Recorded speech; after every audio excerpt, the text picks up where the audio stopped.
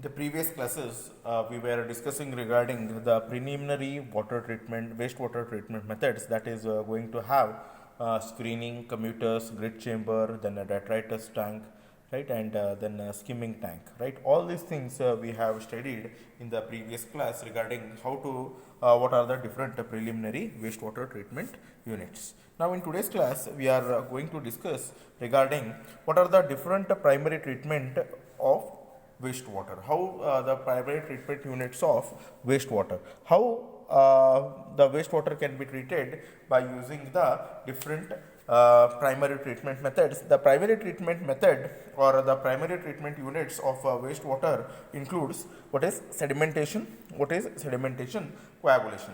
Now, when coming to the sedimentation process, we have already discussed in detail in the previous semester only that what is sedimentation, how the sedimentation process takes place, what are the different things involved in the sedimentation, what are the different types of sedimentation tanks are there, what are its different criteria, how it is going to work and all that we have discussed in detail in the previous semester itself. But again, in this semester also we will just overview that what we have studied in the previous semester, as well as in the wastewater treatment also you require in order to study what is the sedimentation and what are the different types involved in it. We will study now regarding the sedimentation process. Now, what is sedimentation?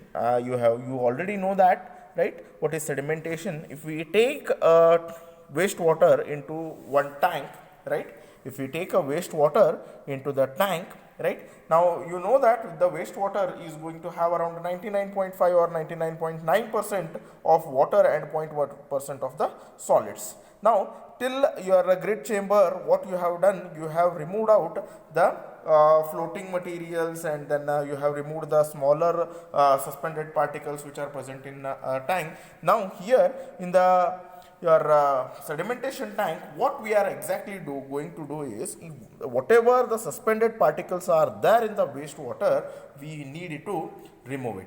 Now, in order to remove all these suspended particles which are present in the wastewater, what we need to have is, we will be taking one tank. There we are allowing the wastewater to to stand in a tank for a certain period of time. Now, when we allow the wastewater to tank in a certain period of time, what will happen? The suspended particles or the settleable particles, whatever are there in the water, if you have given the sufficient amount of detention time, right? If you have allowed the wastewater to stand in that particular sedimentation tank, if you have allowed it for, say, to stand there for 2 to 3 hours, now what will happen? The particles which are there in water, right, it is going to get settled down by its own weight, right? The particles are going to get settled down by its own weight, right? And then these particles will be getting settled down, and the supernatant water, you can take it out, which is going to have less number of the suspended particles in it, right? Already whatever the settleable particles are there, they are going to get settled down, and you will remain out with, here you have removed out the settleable particles, right? You have removed it out, and you have taken the relatively clear waste water. Okay, now this is how you are going to do the sedimentation. Now, what is detention time? Right? Detention time is nothing but the time period for which you are allowing the wastewater to stand in a tank. Suppose if you are allowing the wastewater to stand in a tank for, say, around 2 hours, that is nothing but, the 2 hours is nothing but you are going to allow the water to stand in this particular tank for the 2 hours. That is nothing but detention time, right? So how much time you are allowing the wastewater to stand in that particular sedimentation tank, that is nothing but we call it as an detention time. You have learned regarding this. Then whatever we are learning today, just it is a repetition for you people what we have learned in the previous semester. Okay, again this can be asked in your main exam. What are the different types of sedimentation? What are the different types of sedimentation tank? With a neat sketch, explain the type, your circular tank or say rectangular tank. They may ask you in the examination. So again we will be studying it. Now we will see what are the different types of settling. Now we are going to have the 4 types of settling. right? In that type 1 settling we call it as a discrete, type 2 flocculent, type 3 hindered, and then type 4 is a compression settling. Now, this is in order to explain what are the different types of settling. What we are going to do is we will be taking one particular cylinder, right? In that cylinder, what we are going to do is we will be adding the wastewater into it, right? Now, if after giving some amount of sedimentation time or the detention time, what will happen? The particle will start to settle down at the bottom and then remains out the clear water. Now, we will see what is type 1, or we say it as a discrete settling. Now we have taken the wastewater into this particular cylinder, and then we have allowed it to stand in that particular cylinder for certain duration of time. Now we will see what is a discrete. Now discrete is, it comes in this particular zone, right? We have taken one cylinder, in that we have poured the wastewater. Now we will discuss regarding the discrete settling. Now this type of settling corresponds to the sedimentation of the discrete particle in a suspension where it is going to have the low concentration of solids. As this particular area, it shows that it is going to have the low concentration of settling. We call here what is going to happen is this here there will be very little tendency to flocculate, right?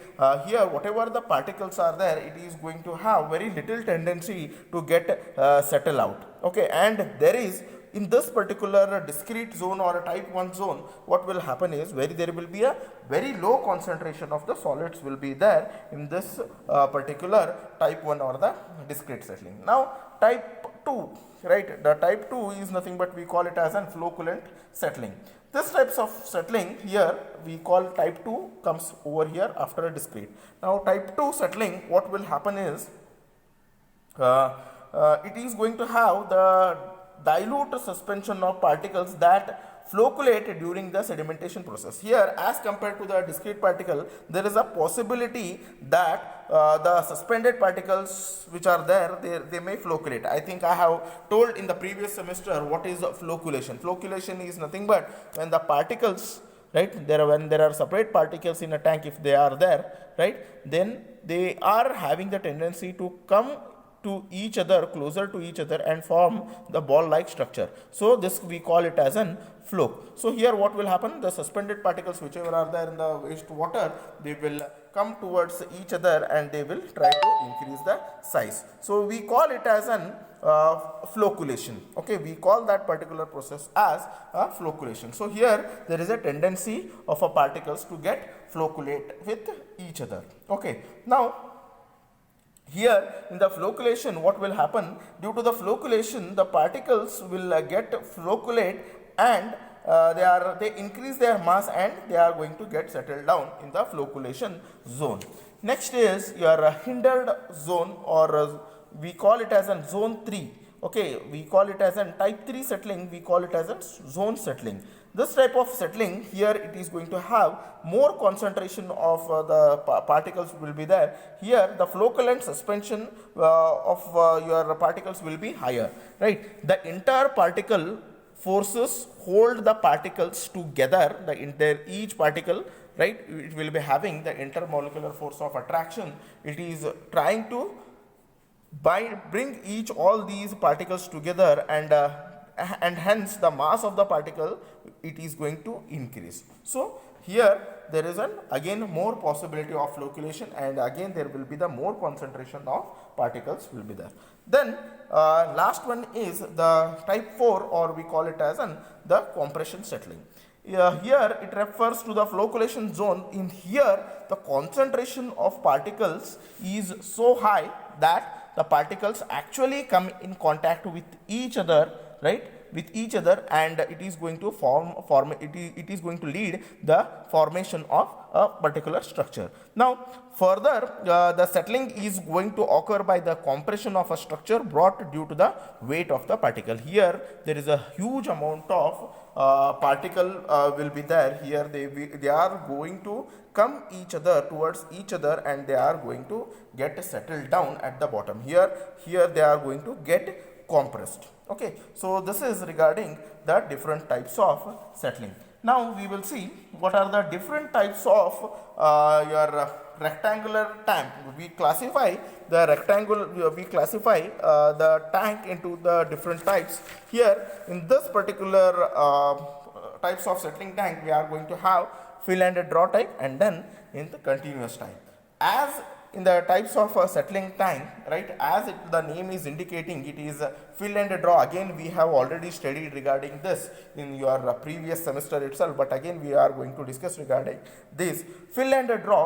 Here in this type of sedimentation tank, what is going to happen is you are allowing the water to stand in a sedimentation tank, right? You are taking the water in a sedimentation tank, and then what you are going to do is you are allowing the water to stand in that particular tank for the period of around 24 hours. For the period of around 24 hours, you are allowing the water to stand in that particular tank. Now what is going to happen is the particle, right, here this particular wastewater, as I have told, it is going to have the particles in it, settlable and suspended particles in it. Now if you are allowing the water to stand in a tank for around 24 hours, now due to its own weight, right, due to its own weight, what will happen? The particles are going to get settled down at the bottom.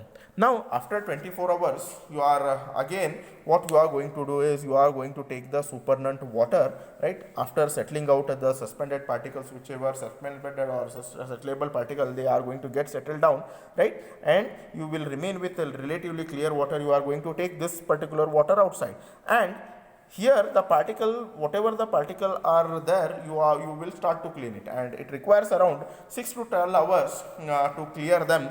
And again after 36 hours, right, after 36 hours, what you are going to do is again the wastewater which has to be treated, you are going to add into this particular settling tank, and then again your tank is going to come into operation after 36 hours. So this is regarding the fill and draw. Okay, once you are going to fill it, and then after treating it, you are going to take it out, you are going to clean it, and then after cleaning it, again you are going to add again a new fresh wastewater in order to remove the suspended particles which are present in the suspended or settlable particle which are present in the wastewater. So this is how you are going to have the settling part of particles, suspended and settlable particle. You are going to remove it by having the fill and draw type of sedimentation. Next is the continuous flow. As the name is telling you, it is a continuous flow. We have already discussed in the previous semester that when you are going to reduce the velocity of a flow, what will happen?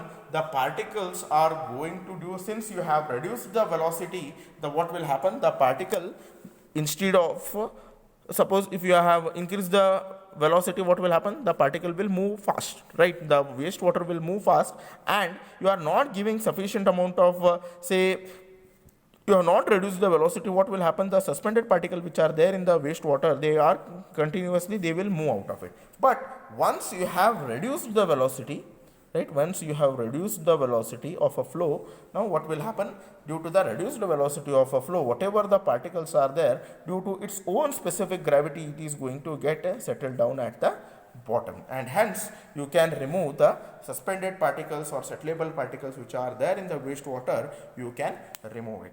Here what you basically, in the continuous flow sedimentation tank, you are not allowing the wastewater to stand in a tank for the period of around 24 hours. Here you are allowing the wastewater to move in a tank continuously. Okay, you are allowing the wastewater to move in a tank, through this tank continuously, with the say with the reduced velocity. When you have reduced the velocity, the particles are going to get settled down at the bottom, and then you will be removing the settlable particle out of it. So here your flow will be continuous. There is no need to stand the wastewater into this particular tank for the period of around 24 hours. The water will be continuously, it is going to taken out with the, here you are going to reduce the velocity. Normally you will be using the velocity of around 0.3 meter per second velocity you will be using into the continuous flow sedimentation tank. Only you are reducing the velocity, and continuously the wastewater, the treated wastewater will be continuously, it is going to be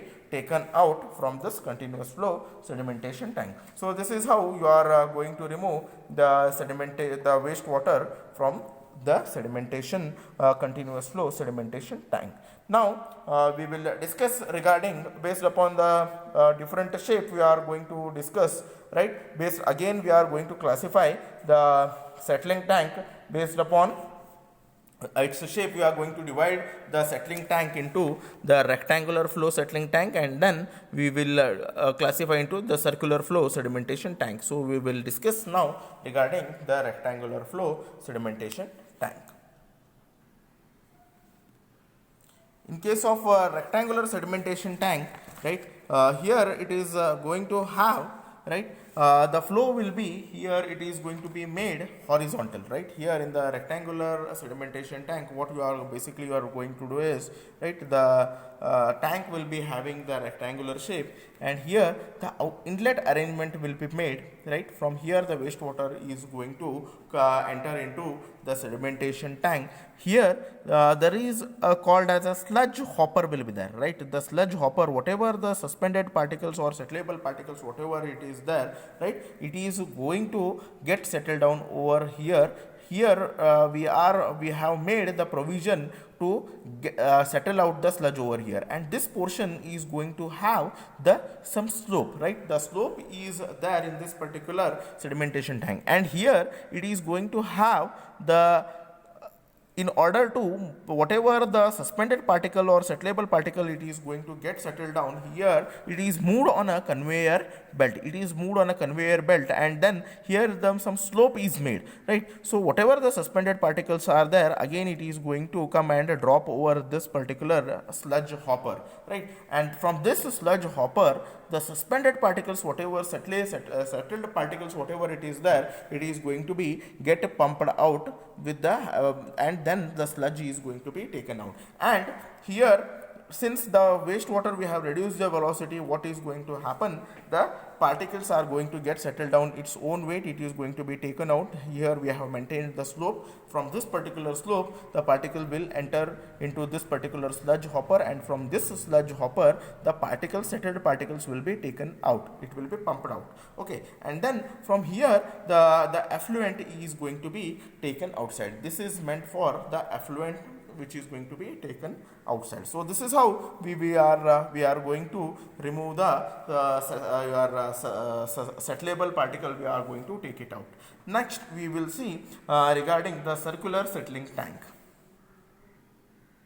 Now from in the circular settling tank, this is your circular settling tank. Again, this you have already studied in the previous semester, but this again it can be asked in your present semester also. Here the circular settling tank, it is going to have the circular in shape, right. And again the wastewater is going to be entered from the downside. Here there are the sludge scraper has been made, right. This truss like a structure is nothing but called as a sludge scraper. So the wastewater will be inserted into this particular sedimentation tank. From the bottom of the tank, it is going to be pumped out, and then it is going to be distributed in this particular sedimentation tank, right. In this particular sedimentation tank, it is going to be distributed from the downside of the sedimentation tank, and then it is this particular scraper will be, it is going to be continuously, it is going to rotate. So whatever the suspended particles are there in this particular sedimentation tank, it is going to get settled down at the bottom, and then it is going to be the sludge, whatever the sludge, right. We are using the word called as a sludge. Sludge is nothing but whatever the settled particles are there after getting settled down into this sedimentation tank, right. Whatever the sludge or whatever the settleable solids, whatever is going to settle down, we call it as a sludge. So it is going to get settled down at the bottom. Here from the sludge is going to be taken outside from this particular portion, and then the wastewater is going to be entered here. Then it is going to enter into sedimentation tank. From here, this circular your scraper will be continuously rotating, which is going to push whatever the settled particles are there. It is going to push from here, and then the sludge is going to be taken out, and then this particular portion will be having the less quantity of the suspended particles in it or settleable particle in it is going to be taken outside. So this is regarding your circular flow sedimentation tank or vertical flow sedimentation tank or circular sedimentation tank. So this is what the different types of sedimentation tanks are. Now let us discuss some more aspects of your sedimentation tank. Now we will see some of the constructional details of the sedimentation tank.